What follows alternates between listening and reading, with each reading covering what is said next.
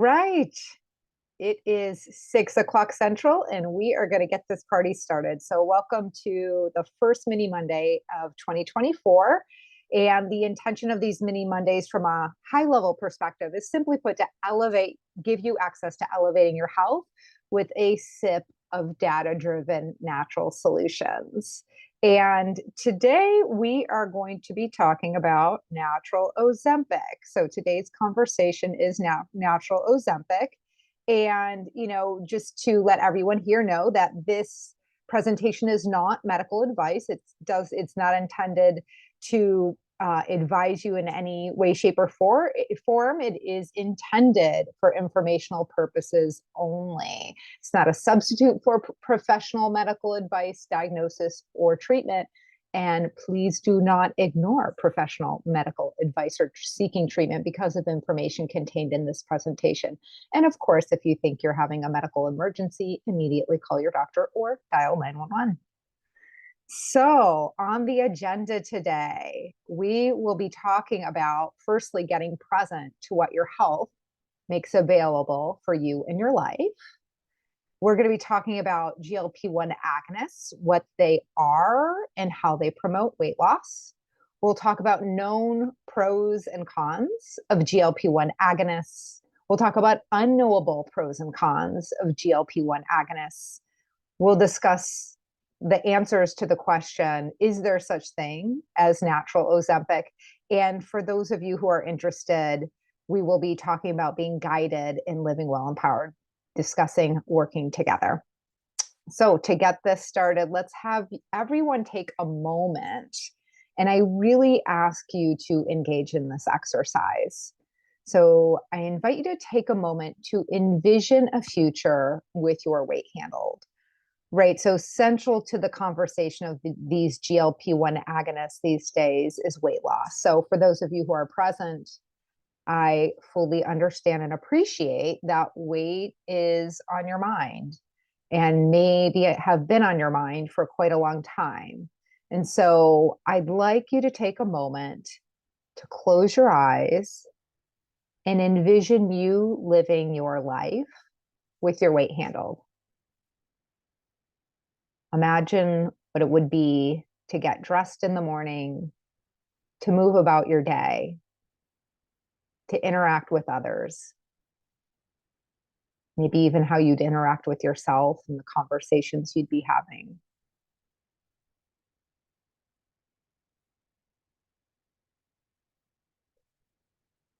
And the next thing I'd like you to look at answering is, why is this so important to you?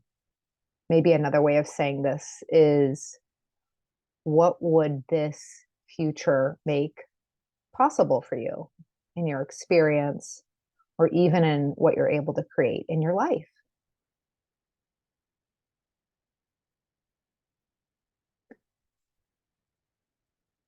And with that in mind, my encouragement is to constantly come back to this, your why.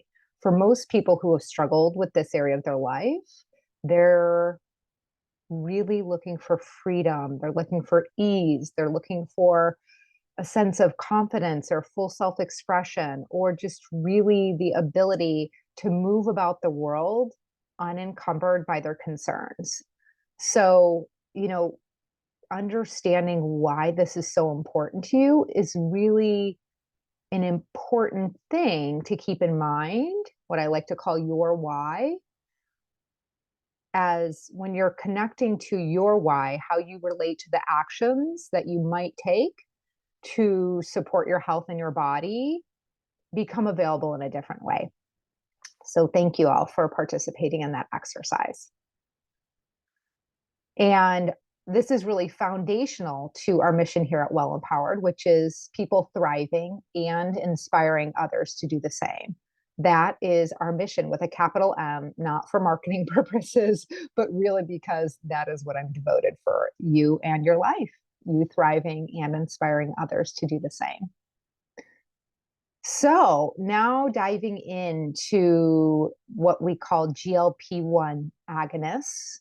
What are they? So GLP-1 agonists, What this term literally translates to is glucagon-like peptide 1 agonists. And I promise we'll talk a little bit more about what that long line of words means there, but that is the literal translation. GLP stands for glucagon-like peptide 1 agonist. So we'll talk about a little more about that. And these are pharmaceutical new kids on the block approved for treating diabetes and obesity. And examples of these medications are, brand names, so to speak, are Ozempic, Mounjaro, Wegovy. There are lots of others coming out these days, but those are some of the ones that you might be more familiar with. And glucagon-like peptide 1 agonist, what does it mean, right? So GLP-1 is a hormone made by our body. So that's a hormone made by our body. And how any hormone works is by producing the hormone and then by a receptor receiving its message. So all hormones work almost like a ball and a mitt, production and receptor. So agonists are chemicals that imitate hormones or neurotransmitters, but in this case, we're talking about a hormone. And a GLP-1 agonist looks a lot like this peptide, this GLP-1.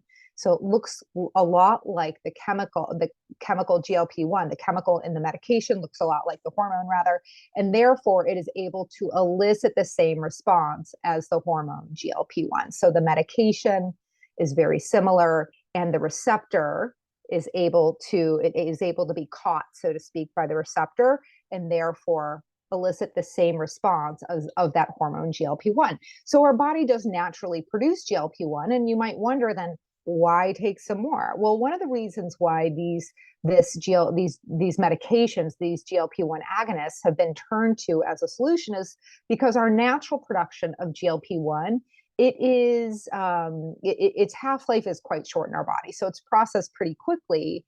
And so we'll talk in a moment about how these medications work and, what are the changes they produce as medications that allow them to produce the outcomes that they do produce. So how do GLP-1 agonists work? So GLP-1 agonists slow emptying of food from your stomach. So you chew your food, you swallow your food, it arrives in your stomach. Well, the next stop from your stomach is your small intestines. And GLP-1 agonists slow this transition. In other words, they keep food in your stomach for longer than it would stay otherwise.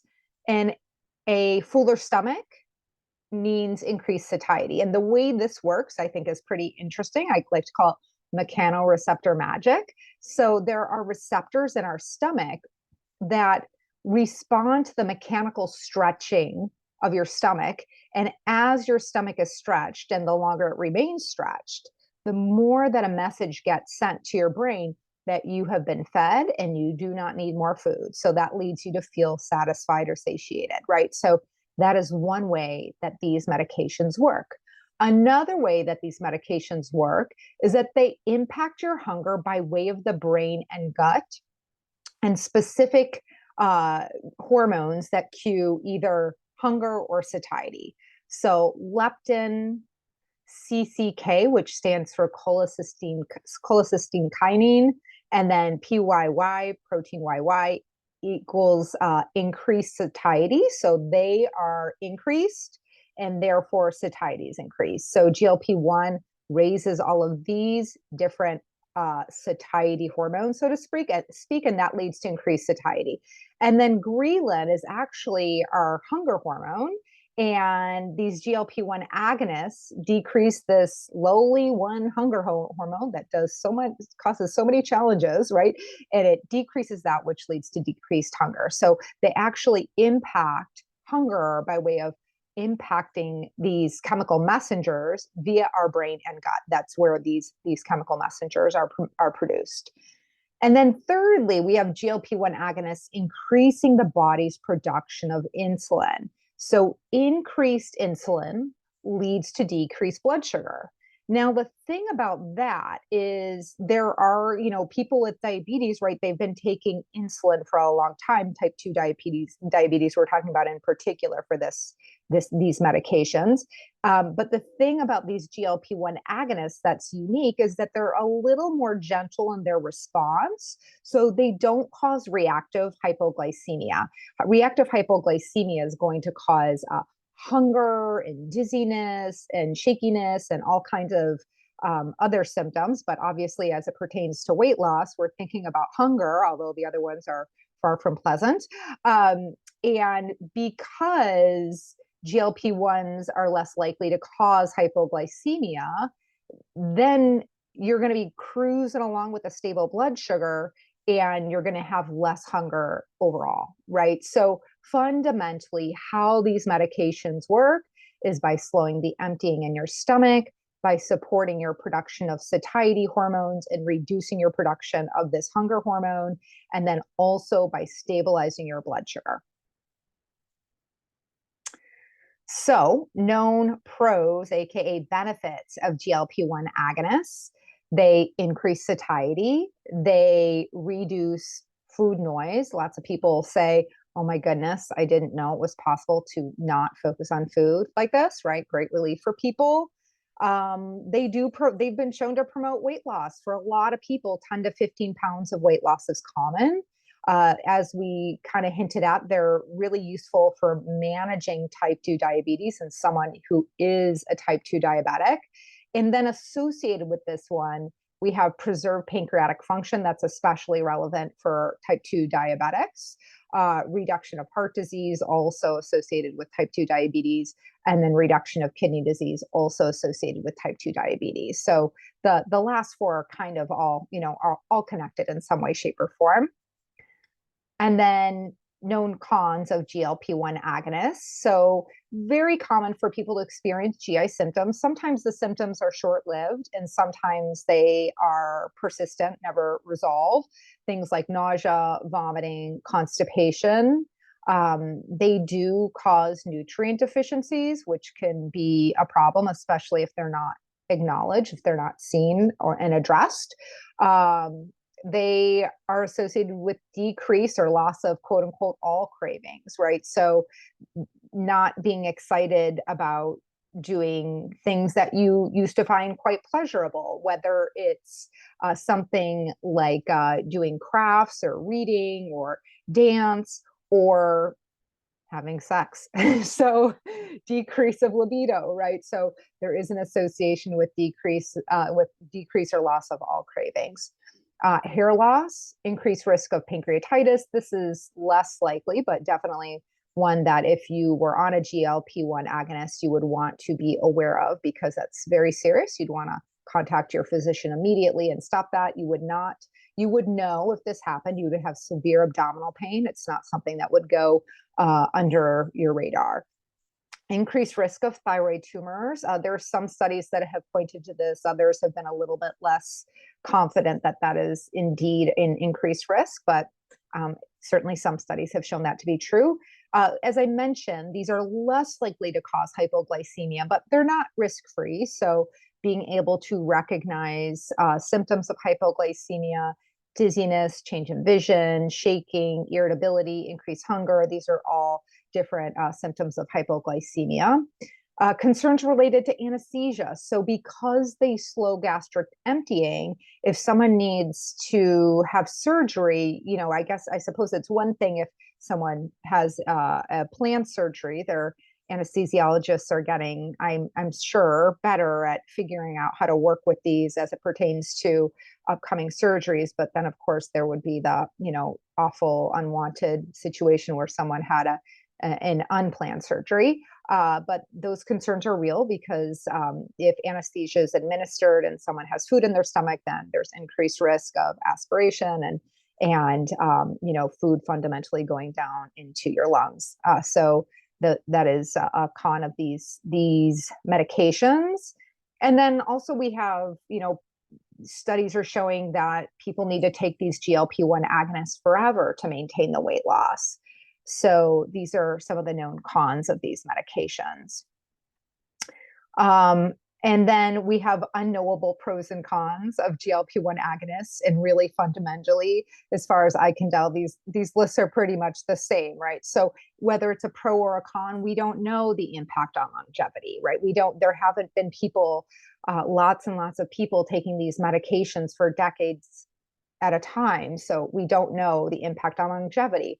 We don't know the impact on offspring. And this, I mean to say, for people, whether it is a man or a woman, remember, you need both of those to make a child. Sometimes people only focus on the health of women, which of course is really important for a healthy baby, but so too is the health of the man. So, we don't know the impact of offspring on people taking GLP-1 agonists.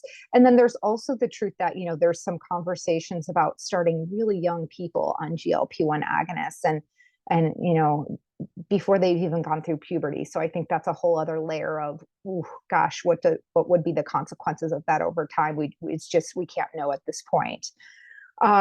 We don't know yet are outcomes sustained with use over the course of, many, many decades, right? If someone's starting to use these medications in their 20s and 30s, and hopefully that person will live until they're, an old and joyful person, but will the outcomes be sustained over the course of multiple decades?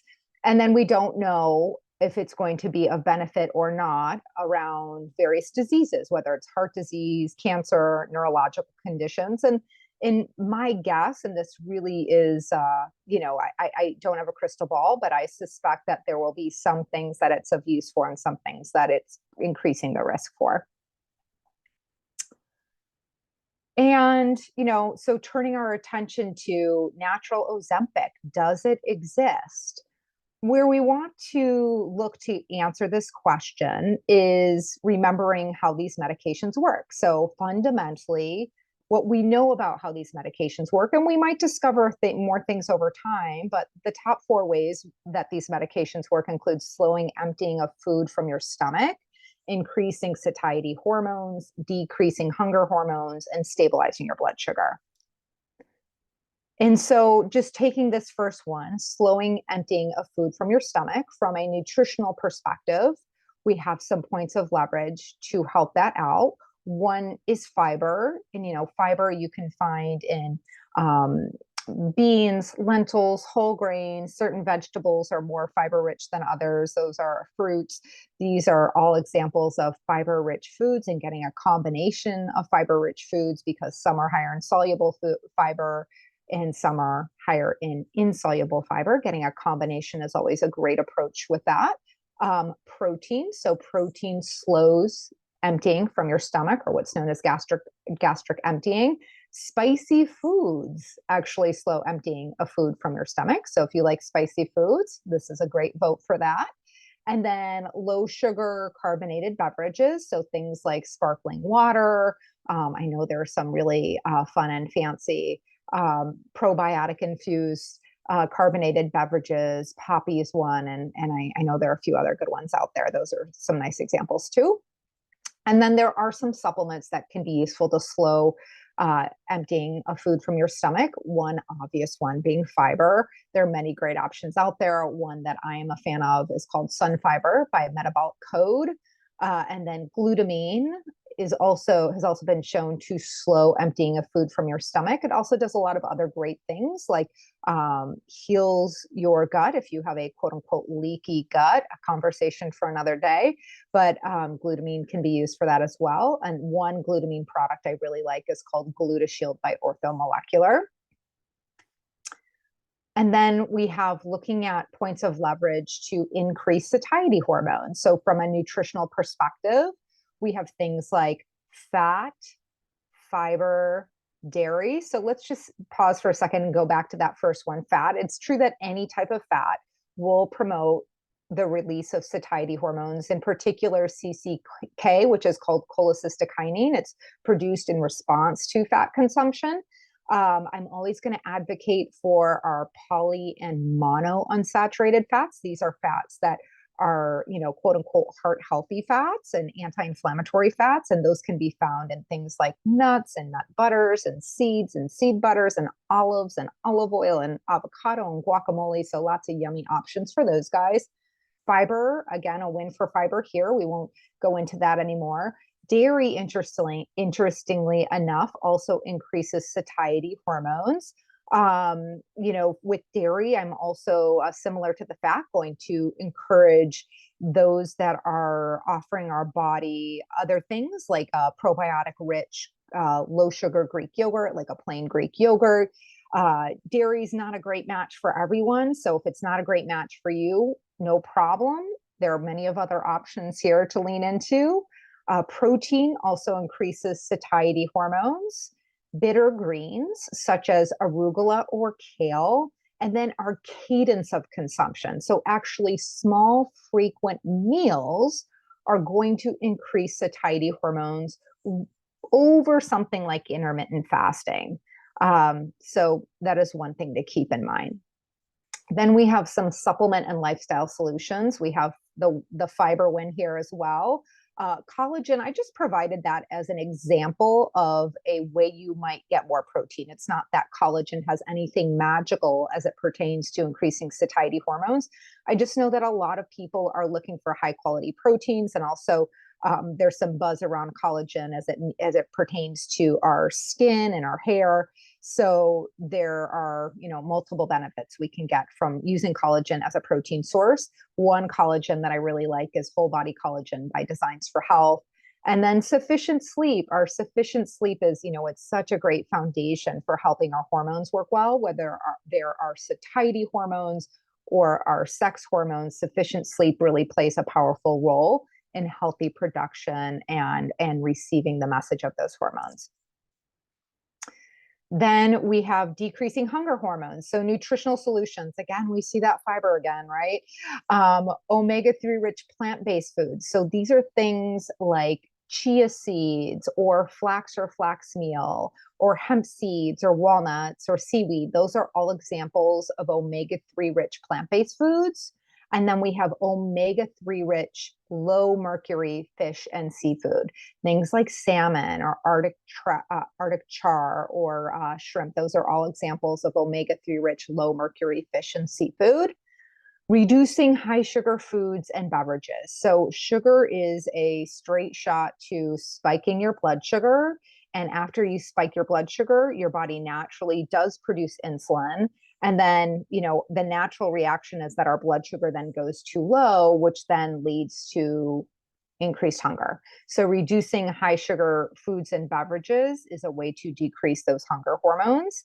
And then reducing simple carbohydrates. Simple carbohydrates, simply put, are carbohydrates that don't taste sweet, things like rice or white rice, white potatoes, bread, crackers, things like that are low in fiber. So 1 or 2 grams of fiber per serving, I'm going to categorize that as a simple carbohydrate.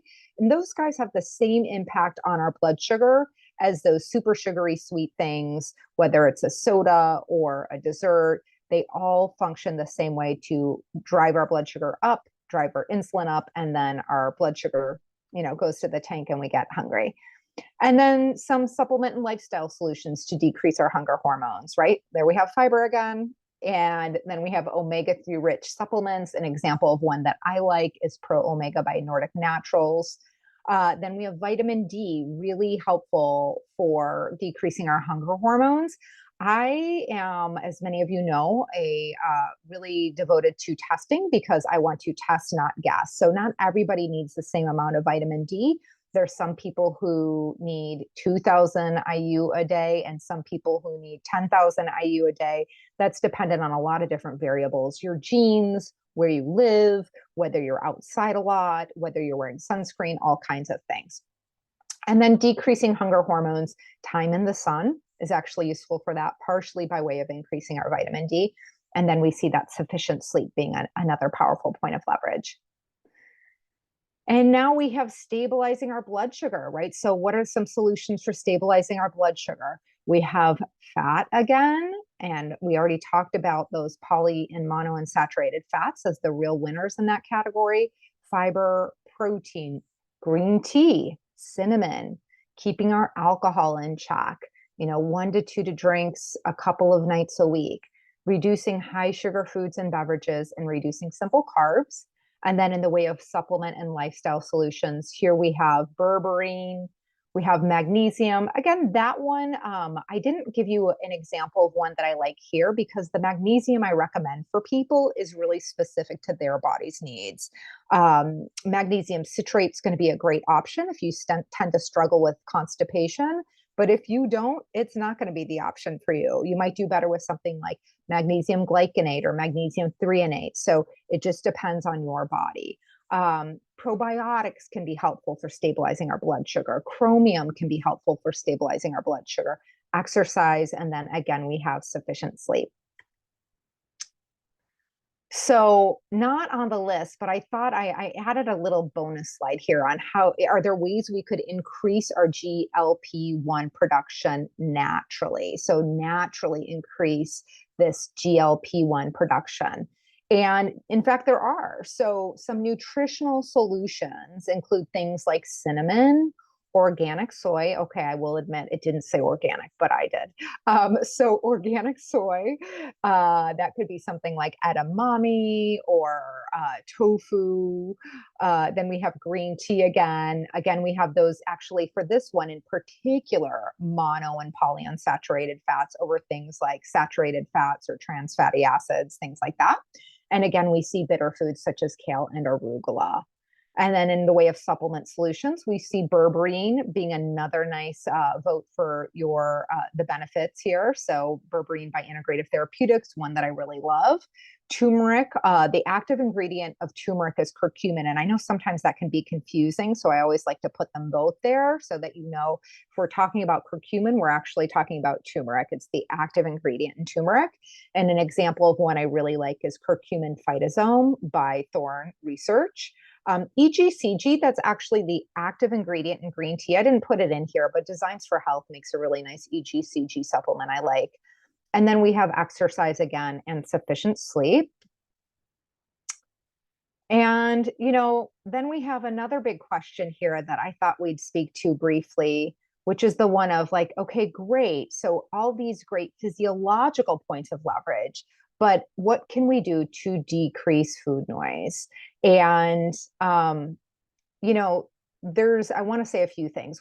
First of all, just know that there's no one right answer to this question, but please know there are solutions, right? And to give you some ideas of where you might begin in your journey of decreasing your food noise and moving from a place of what I call, self-love and living well empowered. One is I really invite you to get clear on your intention for your health and your life. And for those of you who I already work with, you have already done that. And for those of you who I haven't yet worked with, this is part of the work we do here at Well Empowered, is guiding you and getting clear on your intention for your health and your life. And then we have staying connected to your intention. So clarity is fabulous, but we do need to remain connected to our intention over time. Then we have learning the science behind your body, are nutrient deficiencies or inflammation or yeast driving your food noise? So there are many different things that could be physiologically happening that could be driving your food noise. And that is definitely a big part of our work here at Well Empowered also. Practicing taking a how can I approach, right? And that's a whole other conversation of itself. But for yourself, you could really just look at answering that question for yourself for this evening. How can I help myself reduce food noise? Just tonight. And then we have forgive yourself, right? Journeys like this are rarely, if ever, straight. And so along your journey to master this area of your life, bringing a little compassion and self-love to the conversation you have with yourself goes a long way. Reduce noise and amplify inspiration in your environment. In other words, when you walk into your kitchen, what do you see? Are you creating a situation that's making it harder, that's amplifying food noise? Or are you creating an environment that makes it easier for you to make new choices that are a better fit for your intention for your health and your life? And then, of course, get guidance from someone qualified to guide you. It would be a pleasure for me to be that person, but I know there are many, many qualified practitioners out there. And then learn, learn some more. There's always more to learn in this area of life. So if you are interested in working together, if we don't yet work together, please feel free to schedule your complimentary 30-minute consultation by texting 312-967-8000 or emailing we@wellempowered.com. If it does feel like a good fit, then the next step would be completing your health audit. This consists of two 90-minute sessions. We do a lot of lab work between those sessions so that we can understand what's going on in your body. These sessions are conducted remotely, and I think about them a little bit like the first one being discovery and the second one being stepping into your solutions. And then, of course, if we're not already connected on social media, these are some different places we can connect. Instagram and Twitter at Well Empowered, Facebook at You Well Empowered, and LinkedIn at Well Empowered. And, to me, this is really the essence of this work, is you bringing your gift fully to the world. So, when your health is handled, you bring fully to this world what only you can. And I believe that is a gift not to be missed. So thank you all for being here today. I know we ran a little bit over. I do see a question, so I'm going to take a look at the question here. Oh, you are so welcome. Thank you for the kind words there. I will hang out here for a couple of more minutes. If anyone else wants to pop another question in the chat, please feel free to do so. And if you would like to share this recording, you will be receiving a recording. If you would like to share this with anyone, please feel free to do so. So thank you all very much. And I hope you have a wonderful rest of your evening. And I wish you great health and vitality in this year ahead. Thanks so much.